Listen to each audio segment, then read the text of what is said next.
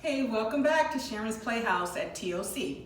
I'm here today to show you some make and take activities for your infants, your toddlers, your preschool and school age. We're going to have a lot of fun diving into our activities. So as we do these activities, please make sure that when I check in with you next week that you can tell me some of the things if they were good for you or not.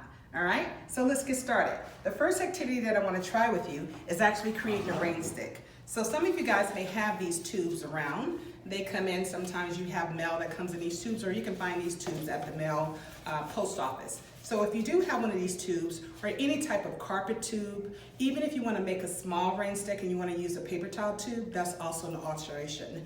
But I've used a big one. So what I want you guys to have with you is a hammer. You're definitely going to need that because we're going to be working out some stress today. You're going to need nails. You're going to need rice. I have two types of beans, lima beans, and I also have pinto beans. And of course, my fabric. I also have some tacky glue. Tacky glue would be great to be used, or you can use your handy dandy glue stick. Whatever works for you, it is up to you. So what I want to start beginning is making sure that you have a good surface. Once you have this surface, I want you to clear your space and create some time for yourself. So we're gonna take this now, and the thing about this rain stick, when you start doing it, you're gonna pound that nail wherever you want them all over the space. And every time you pound a nail, I'm gonna tell you to cover it up with some clear tape as you're seeing me do. Again, I'm gonna grab some more nails. I'm gonna turn this around because I want the rice and the beans to hit in various areas. Once you're done with that, you're gonna actually open up your tube, and you're gonna go ahead and put your beans, and of course you want it to sound like rain, so you probably wanna put too many beans, but put enough to get to the trickling that you like. I'm gonna have some of these pinto beans, I'm gonna also add some of these lima beans inside, and then I'm gonna place some of this rice inside. And again, you don't want it to be too heavy, but a good enough that you hear it swoosh, swoosh, swoosh. And another thing that is a trick, I usually put coins inside. So if you have a few pennies laying around the house, go ahead and drop a few of those, because when they hit against that nail, it makes an awesome sound. Then I want you to go ahead and then get your fabric and start going around this. And again, you can hot glue it, or you can use the tacky glue to do so. All right, so I'm gonna get started and complete. So now we are complete. I actually took fabric and I used an animal print this time around because I have an animal theme going on for the infants. So I used some fabric that I had. I placed some ribbon across it. And if you can hear the sound of this rain stick against those nails, doesn't that sound beautiful? Just the sound of rain. I think your baby would even love it because it can roll on the ground, of course. And you can also use this as a calming tool for any of your children. So now that we have completed with this rain stick, which was so much fun, we're gonna now move into our next activity. This one here is sensory containers, and I actually have various types of containers. So if you choose to use water bottles, or if you choose to use mayonnaise bottles or Gatorade bottles, or any type of your condiment bottles that you have left over, they're great. You have to make sure that you remove the labels, scrub them and wash them so they're not sticky. And then what I'm gonna do is fill up these bottles. And again, it's really about how much water you want and whatever color you want. So I'm gonna put some in this one as well.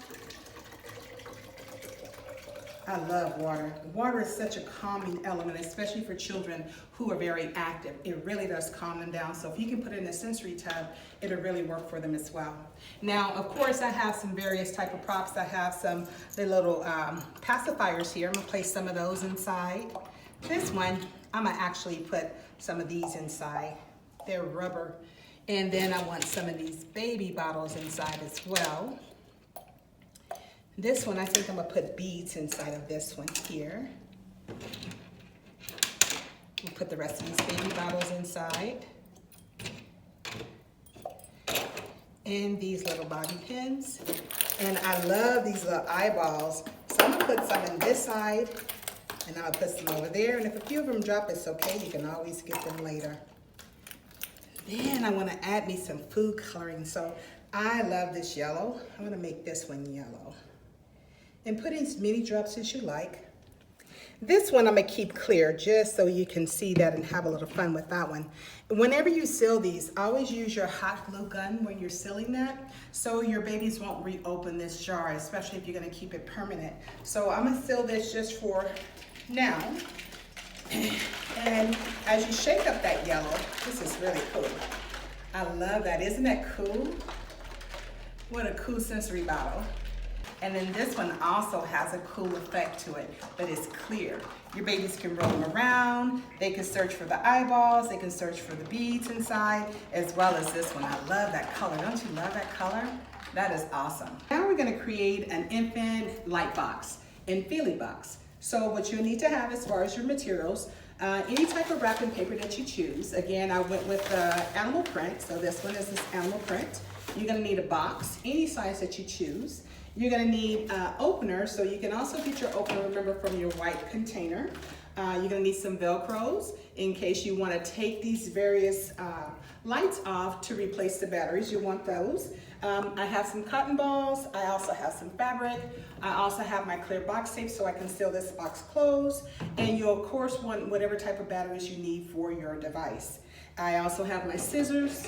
I have my box cutter so I can cut that box. And I have my clear tape as well. And as well as a container to hold whatever you're trying to encompass inside the box, as I will show you. I have done one side. And once you cut your box, as you can see, I have cut the box open with my box cutter. And you will actually take this component and you would adhere it inside, which I'm going to show you a demonstration of that right here. And once it's inside, of course, I put fabric inside.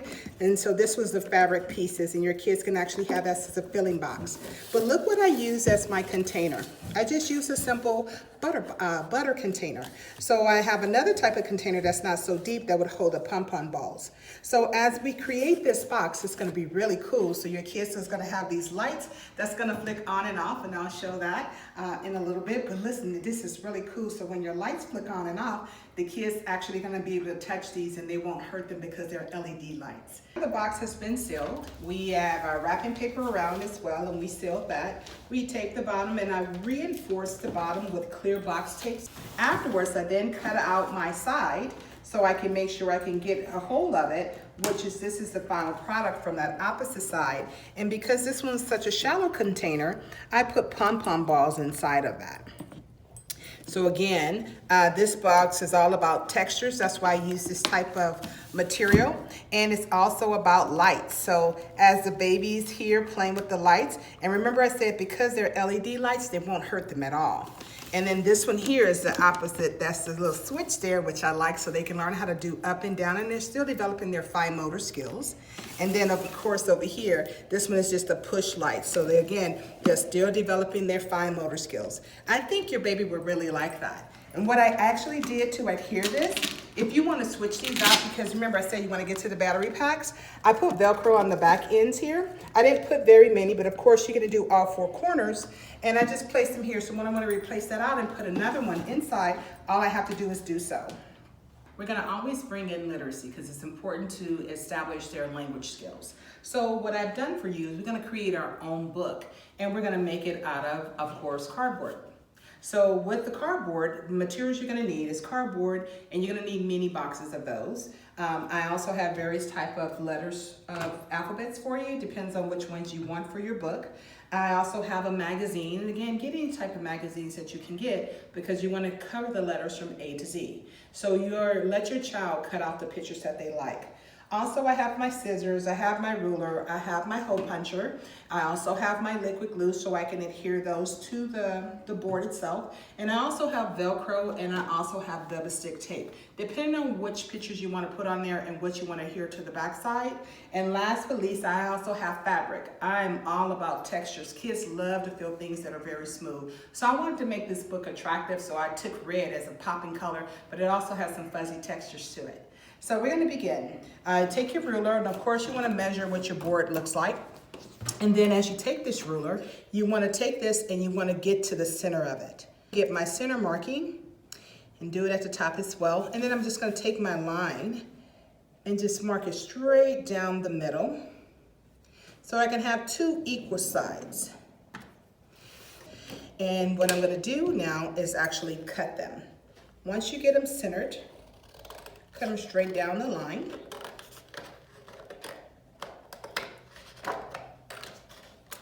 All right, get your other ones the same way.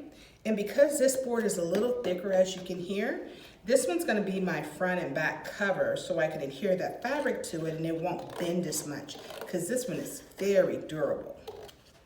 And these are gonna be my inner book covers. They're very thin, but they're durable enough to still keep that sturdiness of this book. And then the next step is, these are gonna be to my 2-out books. Then the next step is to actually start putting this together. So I love these alphabets. They're kind of nice and bright and vibrant. So I'm just gonna go ahead and take these. And of course you can find these at any store. And I like to place my alphabets down below. So I'll start with that, placing them down below. Again, I'll find my next one. Then you go to your book and then you start finding pictures that actually can match these alphabets. Again, I'm trying to find things that are different for kids so they don't always have the same thing. We know that A is for apple, B is for ball. Those are very common things, but I want to give them some real life experiences. So I see these nice cool boots in here. As you can tell, I have some other pictures also available. I'll take my liquid glue, adhere a little bit, just to the ends, corners. And I actually use my fingers because I don't like the bubbling too much, so I just kind of wipe it smooth. And then I go ahead and lay my boots here. So I'm gonna start putting my book together. After I do that, I'm gonna put my cover. Remember, put the cover on top. So when you put your cover on top, then I'm gonna adhere it with my hot glue gun and my fabric. Place that on there, or I can use Velcro if I want to switch out my covers because they may get sticky or oily. That's why I place that there in case you want to use that. This is the final product. So what I've actually done, I did my hole punch rings and I put this nice fabric over, so when you actually open up, you will see the letter A, asparagus, right?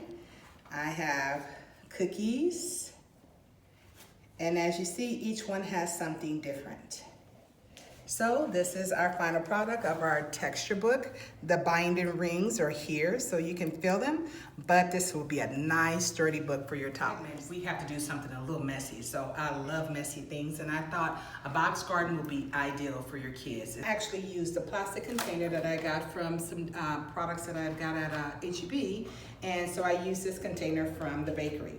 So what you want to have, again, is a container, a shoebox or whatever you like. I want a scoop, so I'm using a cup today. I have my water, and I have what I would like to plant. I have vegetables as well as flowers. So the first thing you want to do is start scooping your soil into the container. Spreading it out. As you can tell, this is a really messy activity. So now when I dig down, I don't see quite my bottom. So I think I'm gonna go ahead and do some flowers because these are really cool. So find any type of flowers that you like, or you can use vegetables. Put those there and cover it up. Let's put some zinnias in there. These are beautiful.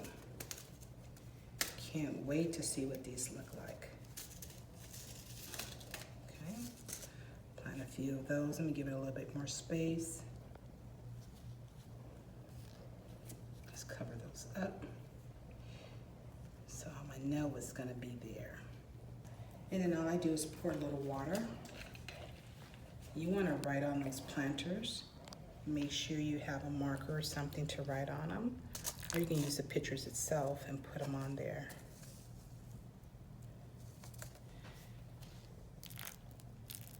Good. All right, and that's the end of our messy activity. Thank you for tuning in our weekly video. Like, comment, and subscribe for more. Check us out on our website and follow us on our Facebook, Instagram, and Twitter.